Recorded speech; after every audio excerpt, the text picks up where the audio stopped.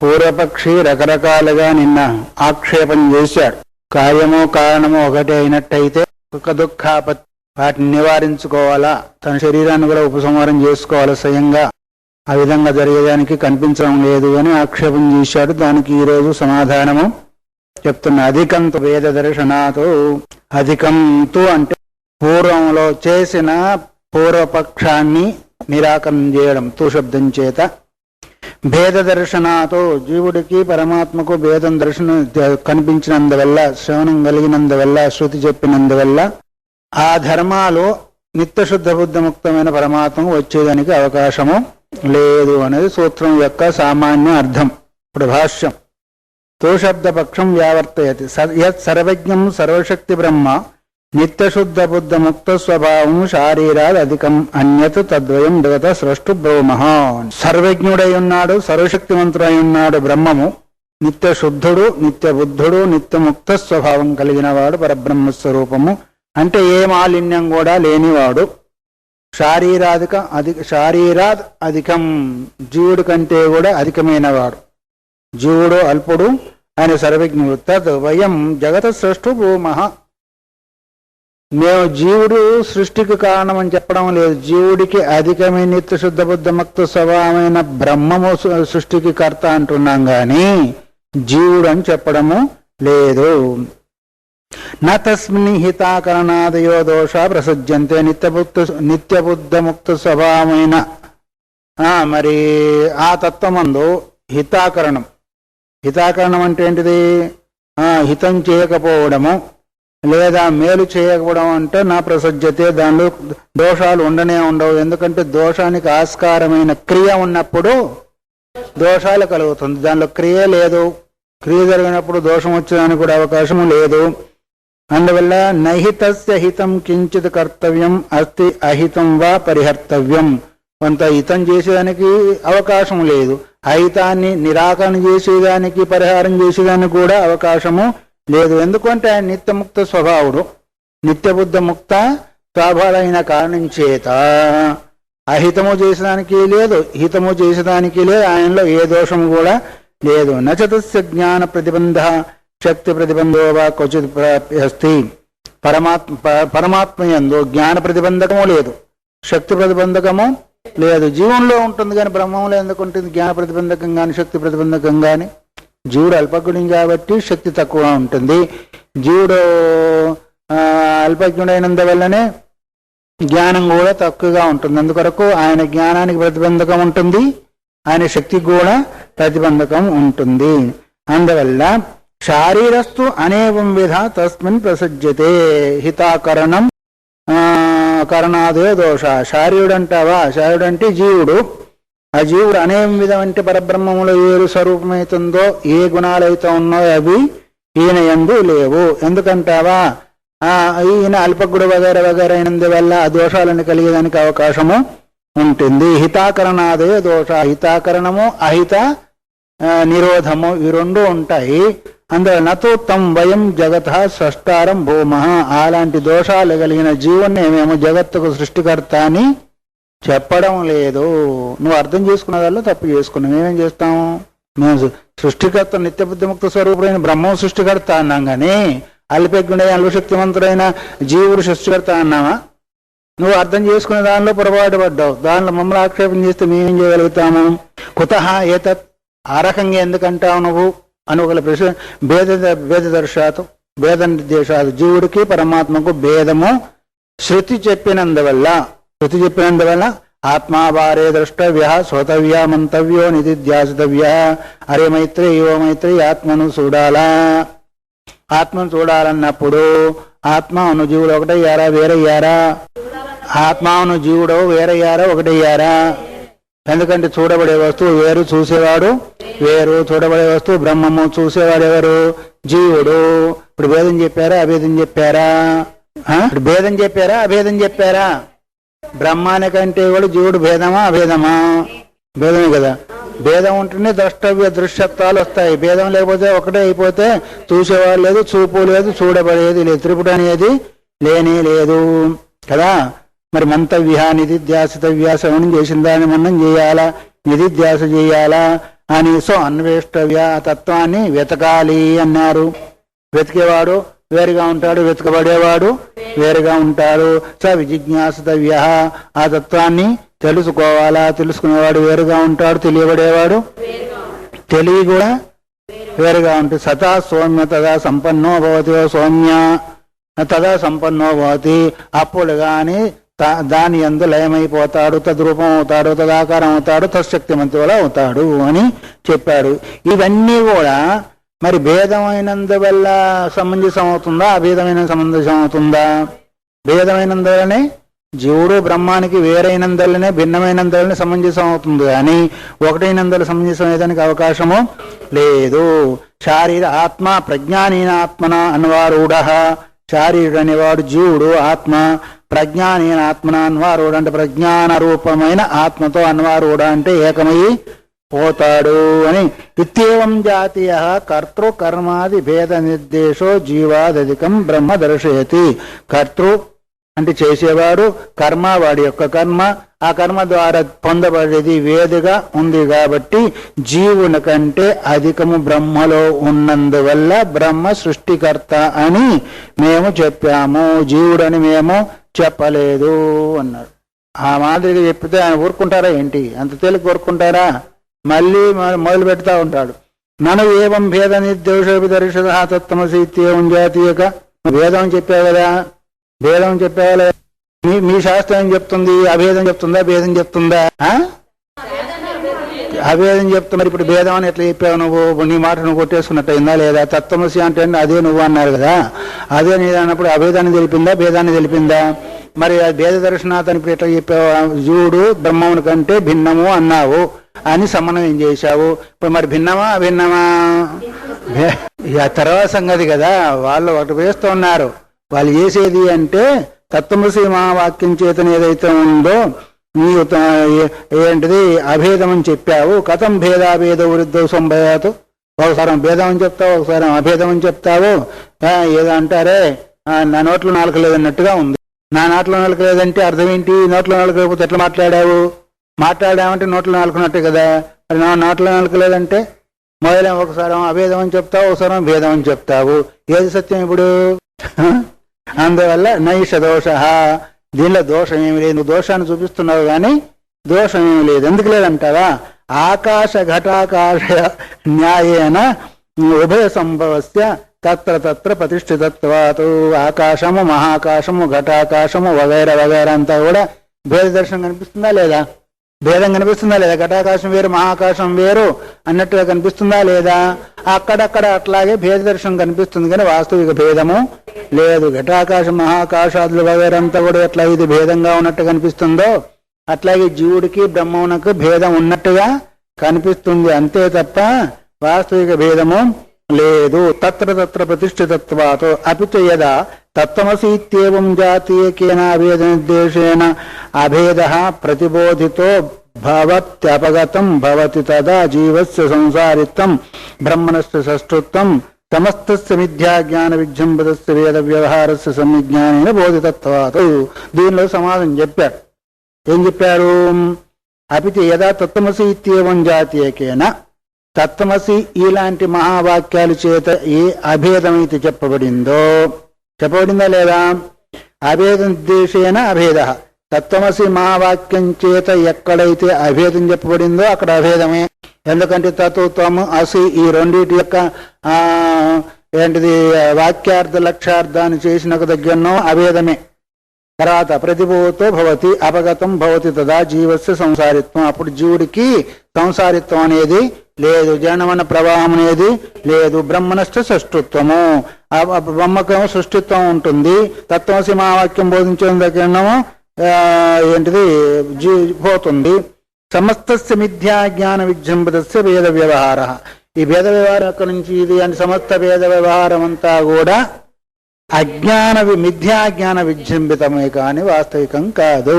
మిథ్యాజ్ఞానం అంటే ఏంటిది? లేదు ఉన్నట్టుగా భావించే జ్ఞానం ఏదైతే ఉందో దాని చేత విజృంభితం అంటే మనకు పైకి కనిపిస్తూ ఉంటుంది తప్ప వాస్తవికంగా భేదం అనేది లేదు. సమ్యజ్ఞానేన బోధితత్వాత్.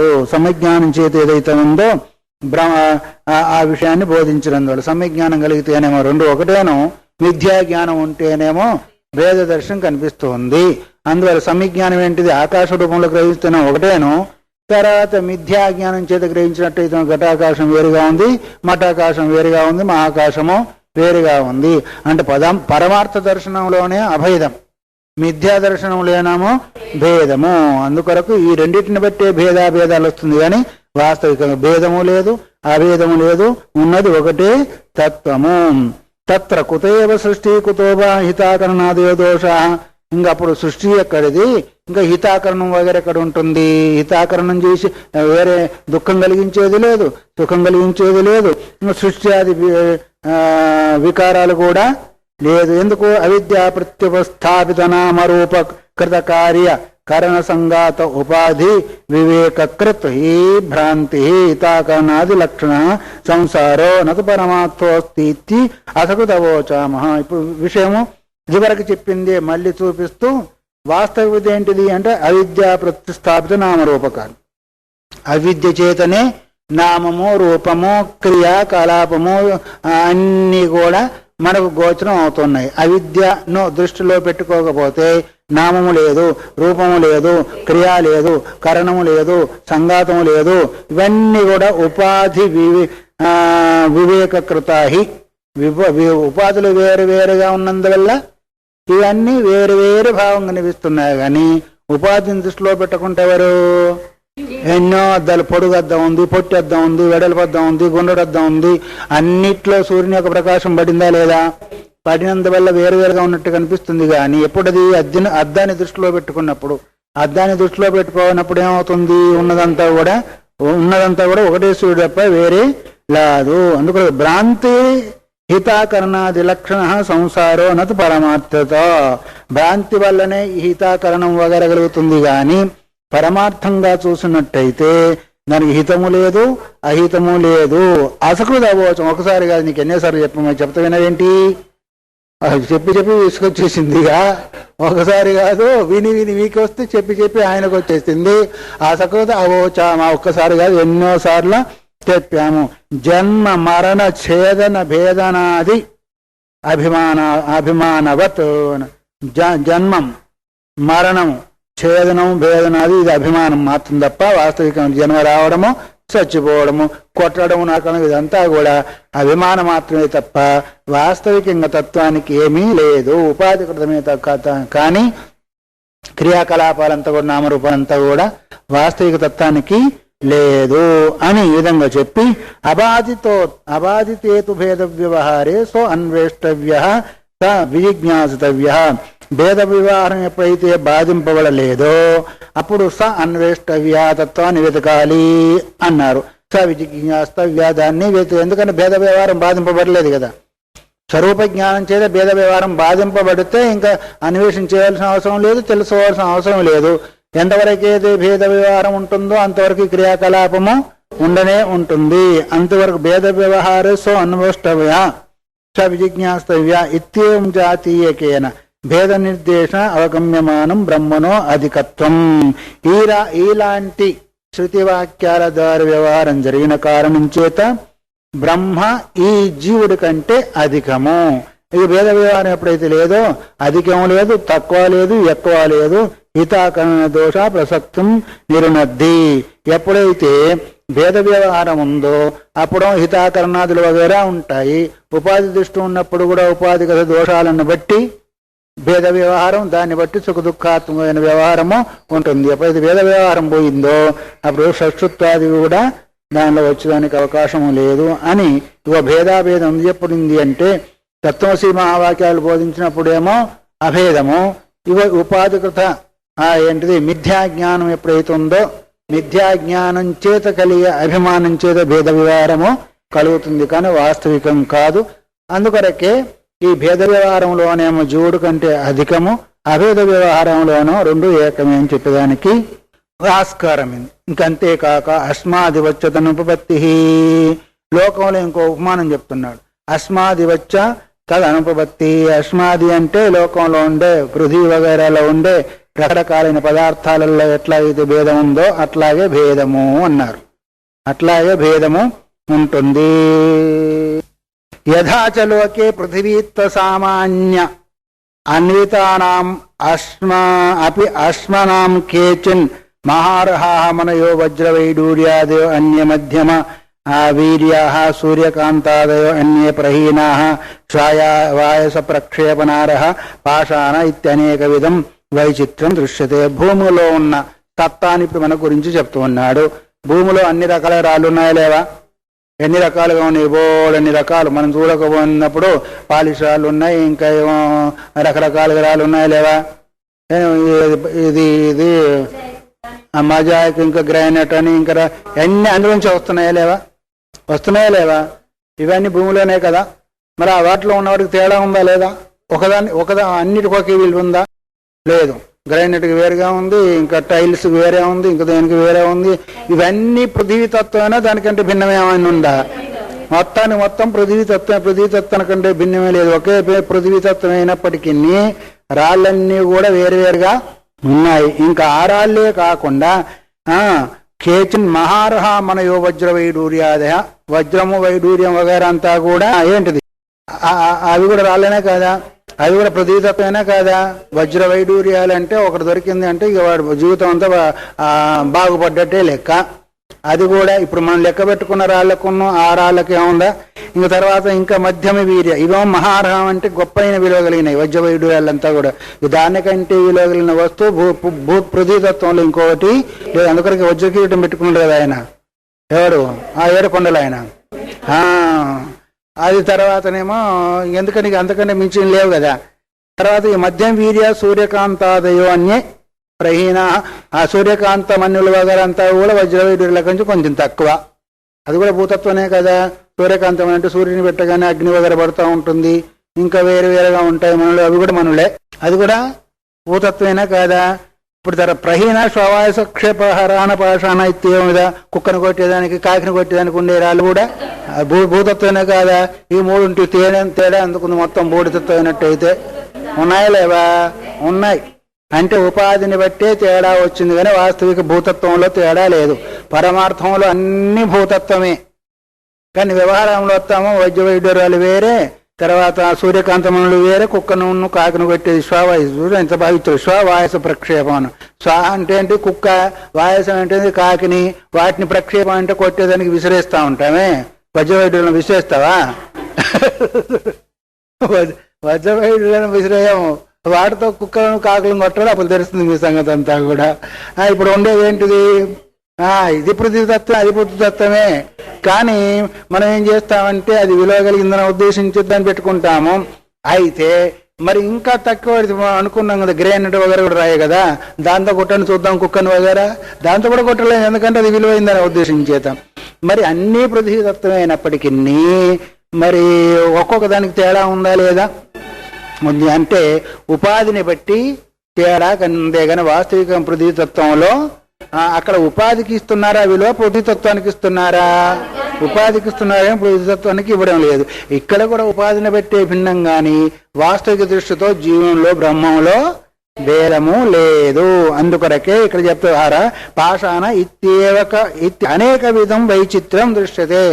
భూమిలో ఉన్న రాళ్లే అన్ని భూతత్వం కలిగినయే, అన్ని చిత్ర విచిత్రమైన వేరు వేరు భిన్నత్వం కనిపిస్తుంది. ఇంకోటి యథాచ ఏకపృథివీ వ్యపాశ్రయానామపి బీజానాం బహువిధం పత్రపుష్ప ఫల గంధరసాది వైచిత్ర్యం చందన కింపాకాది షు ఉపలక్షంతే. ఇప్పుడు పృథ్వీలో వేశాము, ఆ పృథ్వీలో వేసిన బీజాలన్నీ కూడా ఒకే రకం కదా. ఏక పృథివీ వ్యపాశ్రయానాం అపి, పృథ్వీలో ఒకే దగ్గర అన్ని రకాల గింజలు పెట్టినప్పటికీ అన్ని పృథ్వీతత్వం అయినప్పటికీ ఏ గింజను బట్టి ఆ గింజని బట్టి బీజాలు వస్తున్నాయా, ఒకే రకంగా వస్తున్నాయా? మరి అన్ని మొత్తం గింజలలో పృథ్వీతత్వం అయింది, భూమిలో కూడా పృథ్వీతత్వమే ఉంది. అయినప్పటికీ కొన్ని ముళ్ళ చెట్లు వస్తున్నాయి, కొన్ని గంధపు చెట్లు వస్తున్నాయి, కొన్ని సుగంధపు చెట్లు వస్తున్నాయి, కొన్ని ఎందుకు పనికిరాని చెట్లు వస్తున్నాయి, రకరకాలుగా వస్తుంది. బహువిధం పత్ర పుష్ప ఫల గంధ రసాది వైచిత్ర్యం. ఆకులు వేరుగానే ఉన్నాయి, పుష్పాలు వేరుగా ఉన్నాయి, పండ్లు వేరుగానే ఉంది, వాసన వేరుగా ఉంది, రుచి వేరుగానే ఉంది. చందన కింపాకాది ఉపలక్ష్యంతే. చందనం వగైరా వగైరా అన్నిట్లో కూడా మనకు కనిపిస్తుందా లేదా? చందనం దగ్గర ఓఖరా లేదు, పుష్పాల్లో కూడా కొన్ని కంపు వాసన వస్తాయి, కొన్ని మంచి వాసన వస్తాయి. మరి అది పృథ్వీతత్వం, ఇది పృథ్వీతత్వమే. మరి అంత పృథ్వీతత్వం అయినప్పుడు ఎందుకు తేడా వచ్చేసింది? ఉపాధిని బట్టే. ఇంకా ఇప్పుడు మీకు రోజు నిత్యము ఏంటిది అనుభవంలో ఉన్నది చెప్తున్నారు. యదాచ ఏకస్య అన్నరసస్య లోహితాదీని కేశలోమాదీని చ విచిత్రాన్ని కార్యాన్ని భవంతి. తినేది ఒకటే అన్నము, ఎన్ని రకాలు అవుతుంది? వెంట్రుకలు, గోళ్ళు, పండ్లు, ఇంకా మాంసము, రక్తము, ఎముకలు వగైరా అవుతున్నాయా లేదా? మరి అది పృథ్వీతత్వం అయినప్పుడు ఇన్ని రకాలుగా ఎందుకు అవుతా ఉంది అంటే ఇంకా ఏంటిది అది ఉపాధితో చూసినట్టయితేనేమో అది వేరువేరుగా ఉన్నాయి. రక్తం మాంసం కాదు, మాంసం చర్మం కాదు, వగైరా వగైరా. కానీ పారమార్థికంగా చూస్తే అన్ని పృథ్వీతత్వానికి సంబంధించినయే.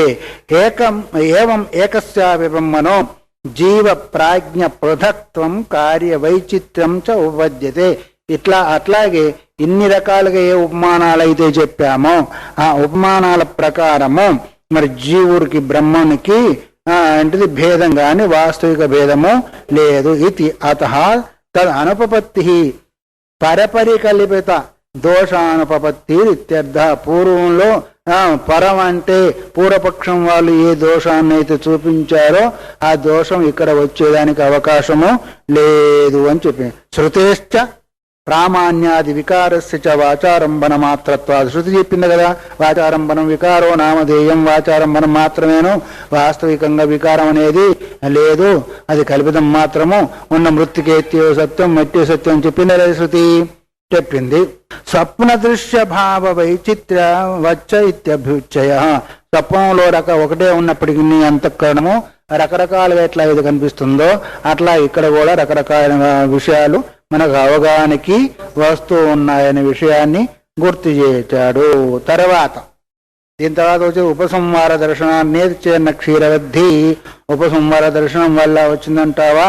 అది కాదులే, క్షీరవద్ధి పాలవలే అనేది సమాధానము చెప్తున్నా. ఎట్లాగా?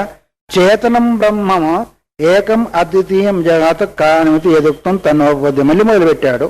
చేతనం బ్రహ్మము ఈ జగత్తుకు ఉపాదాన కారణం ఏదైతే చెప్పిందో అది సంపన్నమయ్యేదానికి అవకాశము లేదు. ఎవరంటున్నారు? పూర్వపక్షం మళ్ళీ ఏదో ఒక రకంగా మళ్ళీ పెట్టాలి కదా, దానికి సమాధానం రావాలి కదా. ఎందుకంట అకస్మాత్ ఉపసంహార దర్శనాతో. ఉపసంహార దర్శనం అంటే లోకంలో ఉపసంహారం అంటే ఏంటిది? దానికి తగిన సామగ్రిని చేకూర్చుకోవడం వల్ల. ఇప్పుడు మీరు వంట చేయాలనుకుంటే ఎట్లా చేస్తారు? ఊరికి ఇట్టి గెలుకుతా వంట వస్తున్నాయంటి, దానికి తగిన సామాను కావాలా వద్దా? ఏమేం కావాలా? ఉప్పు, పప్పు, మిరపకాయలు వగైరా అన్ని కావాలా వద్దా? అట్లాగే లోకంలో ఏదైనా సృష్టి చేయాలంటే ఇహలోకి కులాలాది ఘటపటాదీనం కర్తార. కులాలాది వగైరా ఘటం కానీ పటం కానీ గుడ్డ కానీ కుండ కానీ చేయాలంటే ఏమేమి తీసుకున్నాం?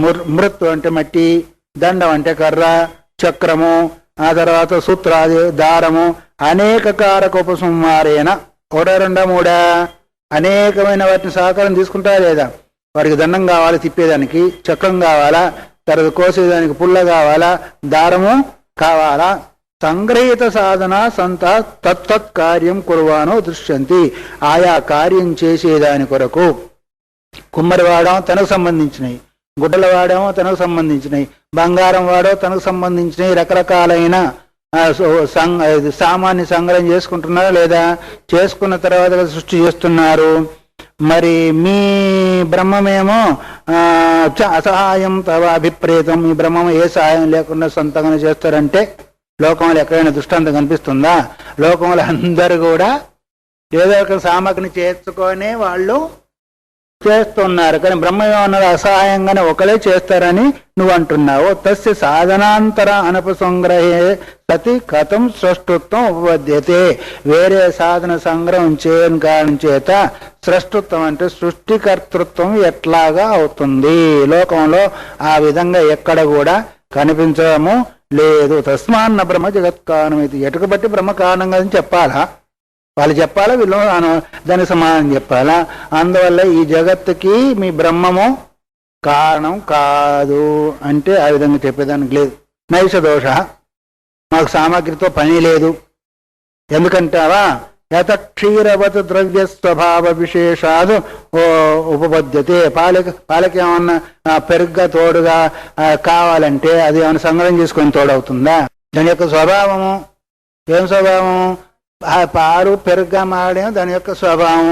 అట్లాగే ఏ యొక్క సామగ్రి సహకారం లేకుండానే పాలు పెరుగ్గా మారినాయో అట్లాగే మా బ్రహ్మం కూడా ఏ సహకారం లేకుండానే వాళ్ళ ఉపమానాలకు వీళ్ళ ఉపమానాలకు బలి ఉంటాయి కదా. పాలు పెరుగ్గా మారుతున్నాయా లేదా? దానికి మీరు ఏమైనా సహకారం చేస్తున్నారా ఏంటి? పెరుగ్గా మారు, నీకు బెల్లం పెడతా, నీకు పంచదార పెడతా, నీకు లడ్డు ఇస్తా అని నేను బతులాడుతున్నారా ఏంటి? దానికి అదే అవుతుంది కానీ ఎవరేం చేసింది లేదు. యదాహి లోకే క్షీరం జలం వా, యదాహి లోకే జలం క్షీరం వా స్వయమేవ దది హిమభావేన పరిణమతే అనపేక్ష బాహ్యం సాధనం తద ఇహ అభిభవిష్యతి. పాలు కావచ్చు, నీళ్లు కావచ్చు, బయటి చల్లదనాన్ని బట్టి అది పెరుగ్గా మారుతుంది, ఇదేమో మంచుగా మారుతుంది, గడ్డగా మారుతుంది. నీళ్ళేమో బయటి వాతావరణం బట్టి నీళ్ళేమో గడ్డగా మారుతుంది, పాలేమో పెరుగ్గా మారుతుంది. దానికి వేరే సహకారం ఎవరు చేయడం లేదు, సమకూర్చుకోవడం కూడా లేదు. నువ్వు అట్లా పెట్టినా పెరుగ్గా మారుతుందా లేదా? కొద్దిసేపటికి నువ్వు పాలు వేయకపోయినా ఒకరోజు కాకుండా 2 రోజులకైనా తోడుకుంటుంది. అందువల్ల దాని బయట సహకారం అవసరము లేదు. అందుకొరకు ఇక్కడ కూడా నన్ను క్షీరాద్యపి దద్యాది భావేన పరిణమమానం అపేక్షతే బాహ్యం సాధన ఔష్ణాదికం కథముచ్యతే క్షీరాద్యతి. ఇప్పుడు మీరు కదా ప్రశ్న వేసినట్టుగా వేరే పెరుగు దానికి అపేక్ష ఉంది కదా, పెరుగు వేస్తే కూడా తోడుకుంటుంది, దాన్ని మళ్ళీ దాన్ని అంటే వేడి కూడా చేయాలి కదా, వేడి చేస్తే పెరిగి వేస్తే తోడుకునేది. అందుకొరకు బాహ్య సాధనలు అవసరం వచ్చినాయా లేదా? ఇప్పుడు ఊరికి వదిలిపెడతారా ఏంటి? వాళ్ళు అడిగేది వాళ్ళు అడుగుతారు మీరు చెప్పినట్టుగానే. అందుకొరకు తోడు వాళ్ళు అడుగుతున్నారు. బాహ్య సాధనలు అక్కర్లేదన్నావు కదా, పెరుగు వేస్తున్నాము, ఆ తర్వాతను వేడి కూడా చేస్తున్నాము అని నన్ను క్షీరాద్యపి దద్యభావేన పరిణామమానం అపేక్షతే. దద్యభావేన దద్యాది భావేన పెరుగు వగర దాని యొక్క సహకారం కావాలంటుందా లేదా, తీసుకుంటుందా లేదా? ఏం బాహ్య సాధనం ఔష్ణ్యాధికం, బయట సాధనం ఏంటిది? వేడి వగైరా అంతా కూడా తీసుకుంటుంది. మరి ఎట్లా నువ్వు చెప్పావు పాల మాదిరిగానే పెరుగవుతున్నట్టుగా, పాలు పెరుగవుతున్నట్టుగా ఇట్లా సాధనం చేస్తుంది అంటే నైష దోష, అక్కడ దోషము లేదు. స్వయమపి క్షీరం యాంచ పరిణామ మాత్రమా అనుభవతి తావత్యేవ త్వార్యతే ఔష్ణాదిన దది భావాయ. అంటే అది పెరుగు అయ్యేదాని కొరకు పరిణామ మాత్రం అనుభవతి, పరిణామాన్ని మాత్రాన్ని పొందుతుంది. ఎంతవరకు? త్వార్యతే ఔష్ణ్యాదిన దదిభావస్య, దానికి ఎంత కావాలో అంతే అవసరము, ఉష్ణత్వం కానీ లేదా పెరుగు కానీ. ఇంకా దానికంటే ఎక్కువ తీసుకోవడము లేదు. ఒకవేళ ఎందుకు అంటే అది సహకారంగా ఉన్నా లేకపోయినా సహజంగా అవుతుంది. ఎందుకంటే మామూలు పచ్చిపాలు కూడా గడ్డగడుతున్నాయా లేవా, పెరుగా మారుతున్నాయా లేవా? వేడి చేయకపోయినా పెరుగకపోయినా పెరుగవుతుందా లేదా? పాడైపోయి పెరుగ్గా మారింది, పాడి నీకు రుచి లేకపోతే నువ్వు పాడేస్తున్నావు అంతే అని, కానీ అది పెరుగ్గా మారలేదని కాదు. పెరిగే కదా పెరుగైపోయింది అంటాం మనము. నీకు ఆ పెరుగు తిన్న వాడికి రుచి లేదు కాబట్టి పాడైపోయింది అనుకుంటున్నావు అంతేను. అయిందా? యదిచ స్వయం దదిభావశీలత నైవోష్ణాదినామపి బలా దదిభావమాపద్యేత. ఒకవేళ స్వయం దదిభావశీలత నాత్, అది పాలకు స్వయంగా పెరుగు అయ్యే శీలం లేకపోతే, స్వభావం లేకపోతే, కేవలం వేడి చేసినందువల్ల బలా దదిభావం ఆపద్యేతో, బలాత్కారం వేడి చేశావు దానికి ఏంటిది దదిభావం, బలాత్కారంగా దాన్ని పెరుగమంటే అవుతుందా? కాదు. ఎందుకు అంటే యదా వాయురాకాశ ఔష్ణాదిన, వాయుని వేడి చేసి ఆకాశాన్ని వేడి చేసి పెరుగమ్మని అవుతుందేమో. అవుతుందా? ఇప్పుడు పెరుగు పెట్టు, దానిలో పెరుగు పెట్టు, వాయువులో పెరుగు పెట్టు, వాయువును వేడి చెయ్యి, ఆకాశంలో పెరుగు పెట్టు, ఆకాశాన్ని వేడి చేస్తే పెరుగు అవుతుందా? వాస్తవికంగా పెరుగయ్యే స్వభావం పాలకుందని చెప్పడమే కానీ ఇది పెట్టాలి కదా అది పెట్టాలి కదా అంటే ఒకవేళ వేడి చేస్తేనే పెరుగు పెడితేనే అవుతుంది అనుకుంటే మరి నీళ్ళకున్న వాటికి పెట్టి చూడండి, లేదా వాయువుకున్న ఆకాశానికి పెట్టి అవుతుందో పెరుగు బలాత్కారంగా అవుతుందా? బలాత్కారంగా బలి చేస్తే అవుతుంది, బయటకు పోయి నానా రకాలుగా అవుతూ ఉంటాను. అట్లాగే బలాత్కారంగా వీటిలో వేడి చేసేసి ఏంటిది చేసేస్తే నీ పరిశ్రమ వ్యర్థం అవుతుంది కానీ నీకు ప్రయోజనం ఏమి లభించదు. దాని స్వభావం దానికి ఉండాలా, స్వభావంతో పాటు దాని సహకారం అయితే కావచ్చు కానీ స్వభావం లేకపోతే అది పెరుగ్గా మారడానికి అవకాశమే లేదు. అందుకొరకు వాయు ఆకాశ ఔష్ణ్యాదిన బలాద్దధిభావం ఆపద్యతే. బలాత్కారంగా చేసినట్టయితే వాయువు వగరంతా కూడా దధిభావాన్ని వస్తాయా, పెరుగ్గా మారతాయా? మారవు. సాధన సామగ్ర్యాచ తస్య పూర్ణత సంపాద్యతే.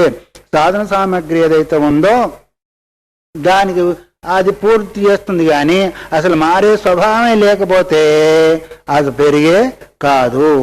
అందుకొరకు పరిపూర్ణ శక్తి కంతు బ్రహ్మ, పరిపూర్ణ శక్తి కలిగింది బ్రహ్మస్వరూపము, దానికి వేరే శక్తితో అవసరమే లేదు. నతస్య అన్యేన కేనచిత్ పూర్ణత సంపాదయితవ్య. ఇక్కడేమో కొంచెం పూర్తి చేయవలసింది పరిచ్ఛిన్నం కాబట్టి పాల దగ్గర, కానీ అసలే దానికి పాలు పెరుగా మారే స్వభావం లేదని చెప్పేదానికి వీల్లేదు. తాత్కాలికంగా పూర్ణశక్తి కలిగింది కాదు కాబట్టి కొంచెం ఉష్ణత్వం వగైరా అవసరం ఉంటే కావచ్చుగాక, కానీ మరి బ్రహ్మమంట పూర్ణశక్తి సంపన్నుడు, అందువల్ల ఆయనకి ఏ దేని ద్వారా కూడా సహనో భునక్తు సహ వీర్యం కరవావహై తేజస్వినావధీతమస్తు మా విద్విషావహై.